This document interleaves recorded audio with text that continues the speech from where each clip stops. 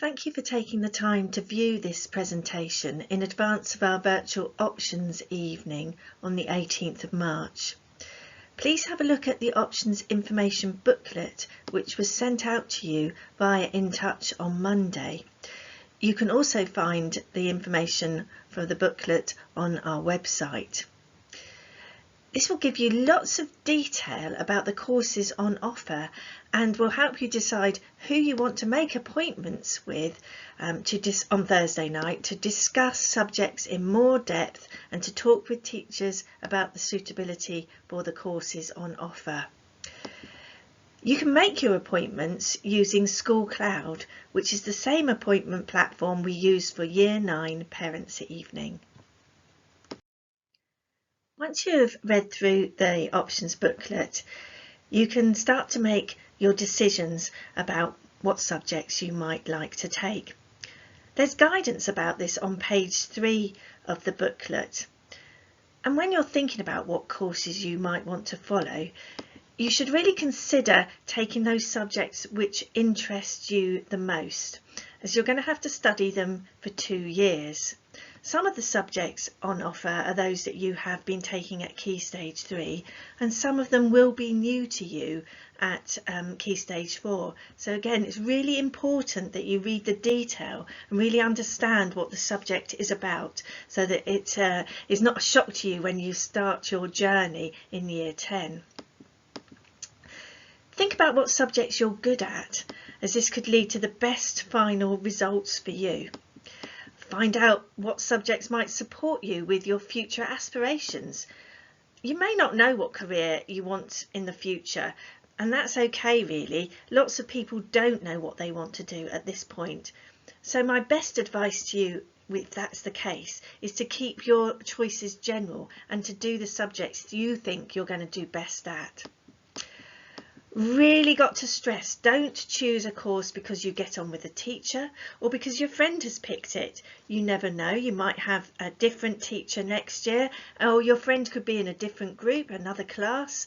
So you've got to think about yourself.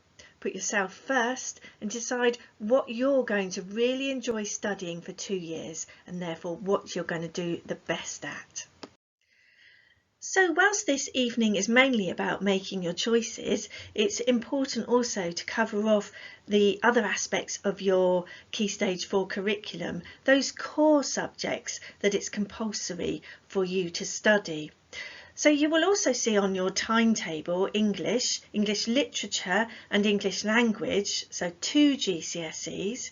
You will follow a maths course, a science course which will also be equivalent to 2 GCSEs, religious education and core PE. This is a non-examination PE that you will have once a week. Those of you that are really interested in PE can also take it as a GCSE option. For those students who think that they've been getting the grades and may be interested in taking separate science and think that's within their ability, they should indicate that by emailing Mr. Arnold so that we can consider your pathway. You may also have heard of the EBAC subject or the English Baccalaureate subjects. And this is a suite of subjects, so a number of subjects that join together and that are recognised. So rather than being an actual qualification like the International Baccalaureate, they are a group of subjects that join together and show that you have followed a course of quite traditional subjects. And they're recognised by some employers and particularly universities, who sometimes call them facilitating subjects, the sort of subjects that might help you take particular courses at university. So what makes the EBAC?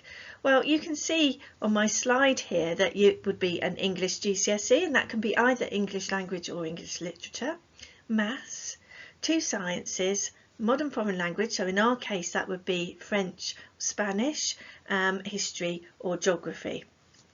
So you may wish to study history and geography, that's perfectly fine. But for the EBAC suite, you need to cover a combination of those subjects. So that's probably something that you might want to think about and discuss, perhaps with your tutors or myself, and think about whether that is a route that you wish to follow. Then we have our option subjects, and as we've seen, we've got a broad range of subjects for you to follow.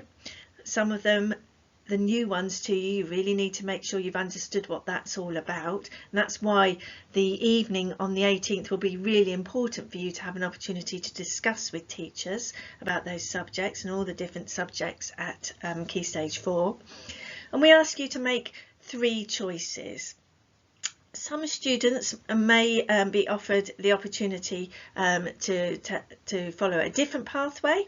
If you are interested in construction, that is by invitation, and our Senko, Miss Prince, may be in touch with you around AQA unit qualifications. The options process takes place online, and it's via our Sims app. I'll give you a bit more detail about that, but it's the same app that you used to use for your homework, and it uses your email and username that you would usually use at school, and we're asking for those to be completed by the 1st of April.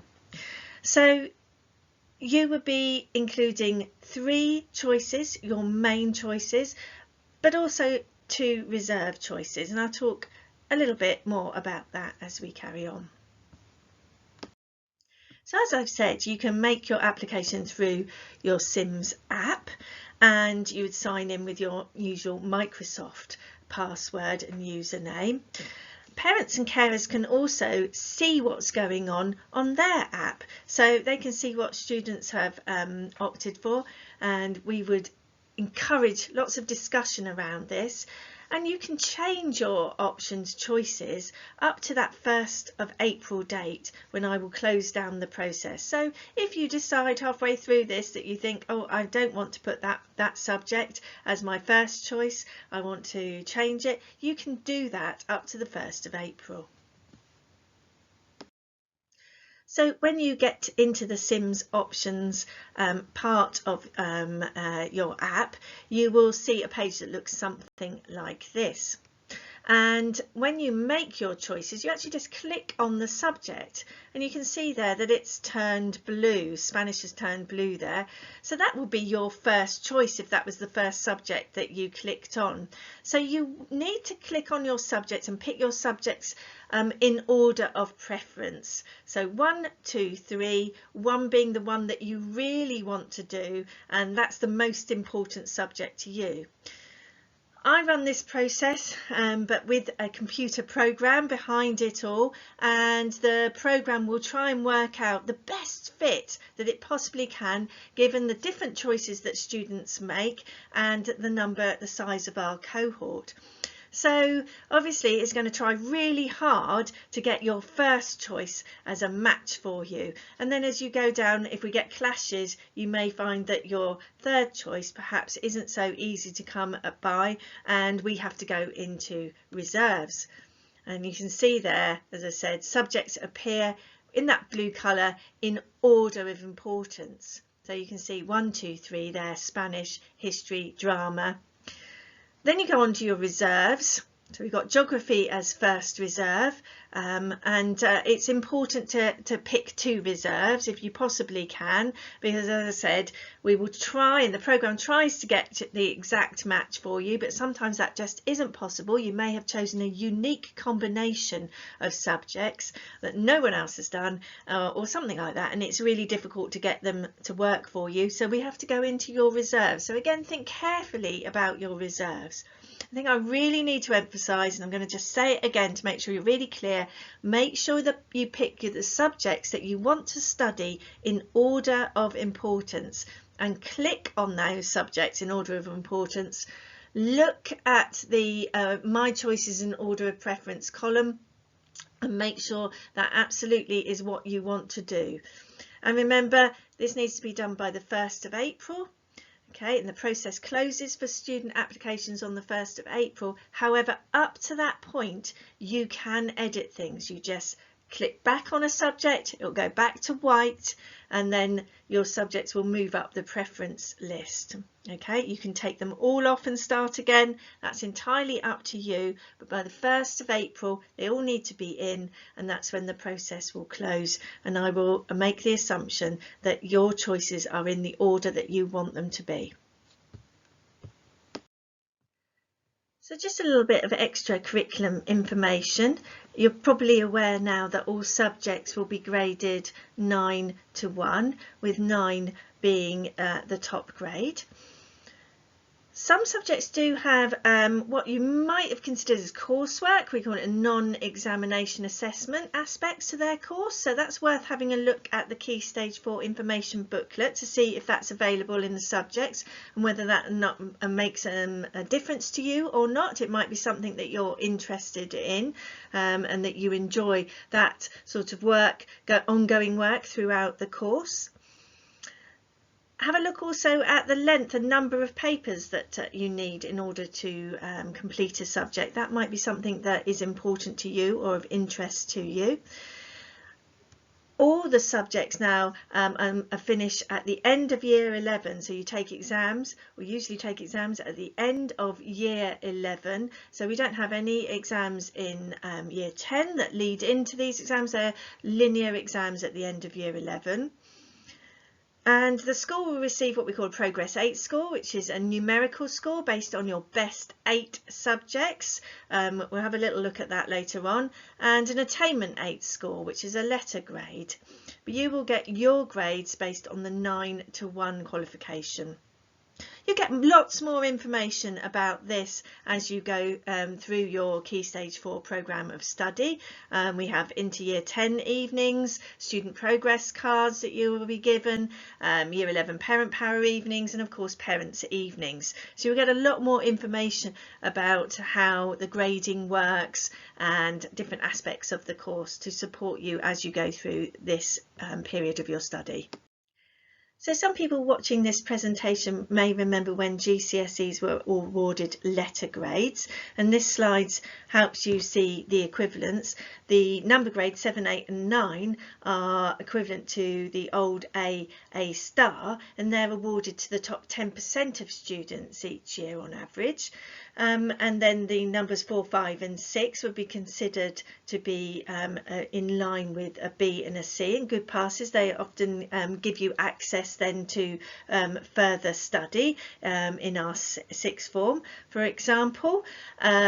Some students may want to consider retaking English and Maths if they get a 4 in English and Maths, because that would perhaps help them with their future aspirations. And certainly the government expects students who don't achieve a 4 in English and Maths to retake it at different opportunities once they've left school, either in sixth form environments or in their workplace environment. So you can see there the equivalency of the grades and what the numbers mean for our students. So, where can you get more support and guidance from? Well, obviously talk to your tutor group, your peers in your tutor group and your tutor about things. We've got the evening coming up on the 18th, so that's a good opportunity to talk to people there. I will be there as well, so if you would like to make an appointment with me, you can do that. Your head of house will be available for you and other members of the senior team. And obviously now we're back in school, that's really excellent. You've got that opportunity to talk to people during the school day. But please remember to submit your choices online by the 1st of April, and make sure you've considered the priority of your choices and you've put your reserves. So I'm just thinking there, leaving you with this slide here to go back to where I was right at the beginning, and just think about making the right choice for you. Think about the subjects that you would want to study, that you feel you're going to do the best in. Don't be persuaded by others and your friends. Think about what's going to work for you, what your future aspirations may be. Get a balance in what you're studying. Make sure that you have got a choice and a curriculum that's really going to work for you, so that you can be successful students studying here at Altwood.